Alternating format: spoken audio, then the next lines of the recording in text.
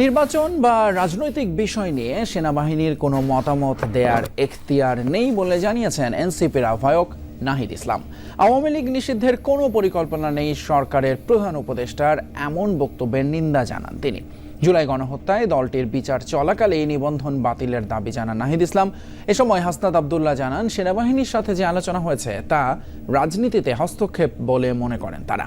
এ সময় আক্তার হোসেন আওয়ামী লীগের বিচার এবং নিবন্ধন বাতিলের দাবিতে বিক্ষোভ কর্মসূচি অব্যাহত রাখার ঘোষণা দেন।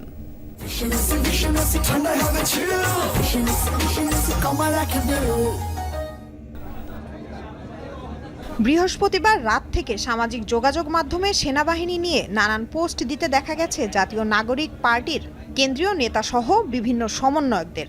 এরই প্রেক্ষিতে রাতে জাতীয় নাগরিক পার্টির অফিসে চলমান রাজনীতি সহ সার্বিক পরিস্থিতি নিয়ে এই জরুরি সংবাদ সম্মেলন। এতে উপস্থিত ছিলেন দলের কেন্দ্রীয় নেতারা।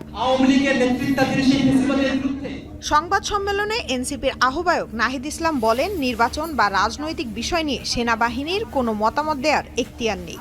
একই সাথে জুলাই গণহত্যায় আওয়ামী লীগের বিচারের কার্যপরিধি দৃশ্যমান ও বিচার চলাকালে দলটির নিবন্ধন বাতিলের দাবি জানান তিনি। বিচার চলাকালীন আওয়ামী লীগের নিবন্ধন বাতিল করতে হবে এবং এই মাফিয়া গোষ্ঠীর রাজনীতিতে ফেরানোর যে কোনো প্রচেষ্টাকে এনসিপি প্রতিহত করার অঙ্গীকার ব্যক্ত করছে। একটি রাজনৈতিক দল কার্যক্রম করতে পারবে কি পারবে না, এটি সম্পূর্ণই একটি রাজনৈতিক সিদ্ধান্ত এবং এই সিদ্ধান্ত নেওয়ার এখতিয়ার কেবল মাত্র সরকার, রাজনৈতিক দলগুলা, বিদ্যমান রাজনৈতিক দলগুলো। সেখানে সেনাবাহিনী কিংবা রাষ্ট্রীয় এমন কোনো প্রতিষ্ঠান তাদের আসলে এই বিষয়ে কোনো ধরনের মন্তব্য, পরিকল্পনা বা সিদ্ধান্ত প্রস্তাবনা দেওয়ার কোনো ধরনের এখতিয়ার নেই। জামায়াত ইস্যুতে সাংবাদিকদের প্রশ্নের জবাবে নাহিদ ইসলাম বলেন, ৭১-এর গণহত্যার বিচার নিয়ে প্রশ্ন ছিল, তাই জুলাই অভ্যুত্থানের বিচার নিশ্চিত করতে হবে। আমরা ৭১-এর গণহত্যার বিচার নিয়ে আসলে সেই বিচারটা নিষ্পন্ন করতে পারি নাই, সমাধান করতে পারি নাই রাজনৈতিক প্রশ্নগুলো।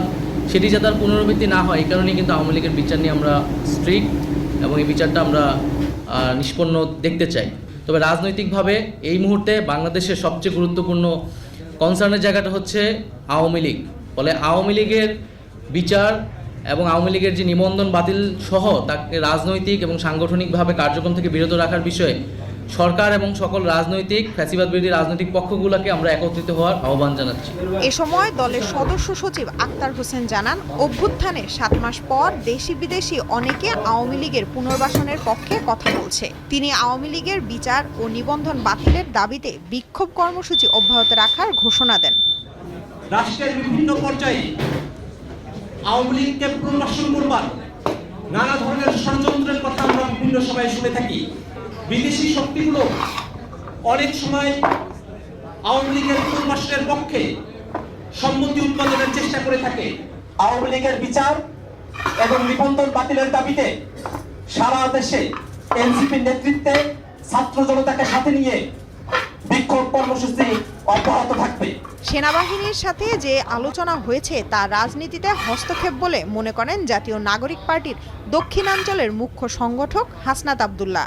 রাজনীতি শুধুমাত্র রাজনীতিবিদদের হাতে থাকা উচিত বলেও মন্তব্য করেন তিনি। আমাদের সাথে যে আলোচনাটি হয়েছে সেনাবাহিনীর ঊর্ধ্বতন কর্তৃপক্ষ কর্তৃক, সেটি হচ্ছে আমরা মনে করছি সেটি রাজনৈতিক বিষয়ে হচ্ছে হস্তক্ষেপ করা। রাজনীতির ঘটনা প্রবাহ বা চলমান যা কিছুই পরবর্তী রাজনীতি কোন দিকে যাবে সেটি রাজনীতিবিদদের হাতেই থাকা উচিত। তো সেই জায়গায় আমরা সংবিধান বলেই হচ্ছে আজকে গতকাল আমার স্ট্যান্ডটি নিতে হয়েছে।